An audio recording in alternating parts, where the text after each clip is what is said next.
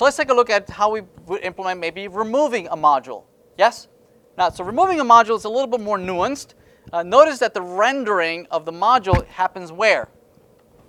Inside of the module item. See that? Right? So the rendering of the button would have to happen in the item itself. Yes? Right? So for instance, I could put here another button that says delete, right? And it would render as with these ugly delete buttons on the left-hand side over here, right? And when I click it, if I click on it, right, who do I notify? I don't have an event handler. Actually, I can't have an event handler here. Even if I had an event handler, I don't have a state to change. The state is handled by my parent. My parent has the state. If I am going to modify that array, it would only happen at my parent. Yes? Right?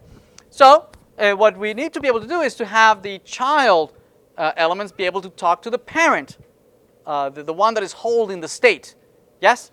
Right here, I'm a lowly, stateless element. I don't maintain my own state. I only render what they tell me. Right? I can't change myself. I can't, commit suicide over here. So we have to somehow have these folks talk to one another. Right? So the way we're going to generate that is we're going to have the button object, declare an event of an onClick. And the onClick is going to have to notify somebody, but I can't have the handling here. Instead, I'm going to have to pass in some event handler that says, delete, delete module, right? So this presumably would be a function that is being passed to me, right? That I can now, call. I can now invoke this delete module. See that? All right. So somebody's going to have to pass that to me, and it has to be called exactly that delete module. So here in the module list, here we're going to have to pass along delete module that is mapped to some function that handles that event handler, right? So there must be some function locally that's called delete module, right? That is listed here.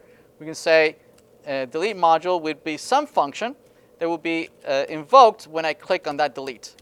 Right, so here we're going to say console log delete module. So let's try that.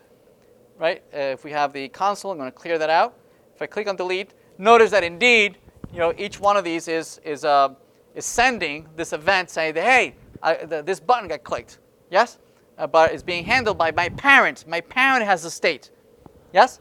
Right? So the responsibility of the parent is to do what? Well, I need to know which one am I deleting. How do I know which one? Who notified me? There's no way for me to tell here who invoked me. Yes? Somehow, each one of the buttons, each one of these folks needs to pass along some unique identifier. Right? It's me. Right? It's 1, 2, 3 or 2, 3, 4. Who invoked me? Well, what we can do is in the module item has the title. Yes, because it was passed to us in the module, right? But also the module object that was passed to us also has what? Has the ID. Somehow we should be able to pass somehow the module.id. See that? Right? We should pass me, I know the module, I know the title, I know the ID as well. But there's a problem with this delete module.id. What's wrong with that? Okay, let's try it out. Right, let's see. We have module ID.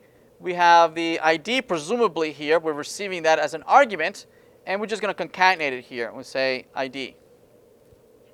All right, being passed along. Let's render this.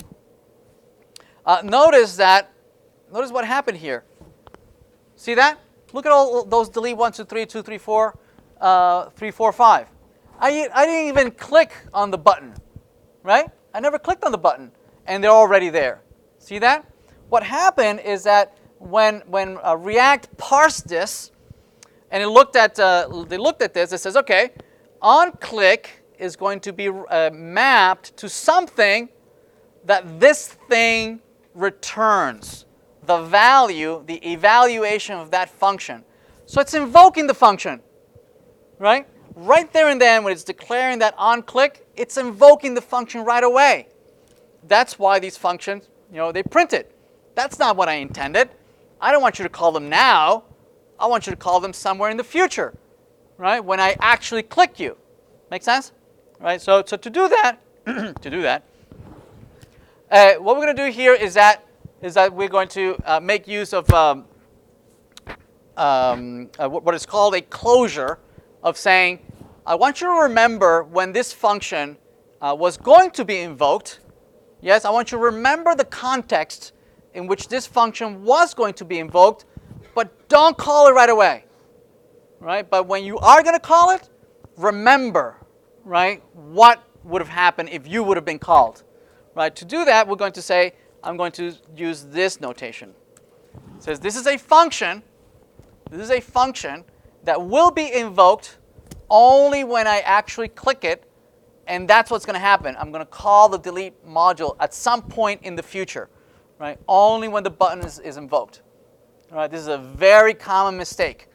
Yes? Can you explain again why we don't pass the parameter in and don't Right, because so like this, that's not a function call, right? I'm just saying that's a reference. It's saying on click, this is the function that I point to call it, right? And whereas that's the invocation operator that says invoke this right now, okay?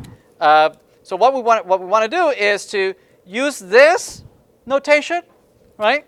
And this is what I'm doing. I'm wrapping it, and now I can use that same notation. This is the actual reference. It's a reference now, right? But I'm not invoking it right away, only when I want to call it later on. So this is module.id, right? So now if we refresh here, notice that no longer is the function actually called.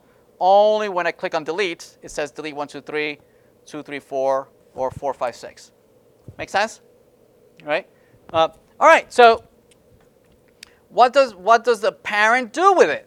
Right. Here's a delete module. What I'd like to be able to do is to reset the state again, recalculate the modules. Well, not that module. Sorry, this module. I want to recalculate the modules, this array, but with this particular module no longer in that array. Yes? I want to kind of iterate over the array and kind of skip over that element. Yeah, we can use map to do that, right? But map can do those kinds of things, right? It can concatenate elements, and then depending on a logic, we could filter it out, right? Actually, there is a filter function we could do instead. So let's. I always forget the filter. So JavaScript filter function. Filter, I think you just return.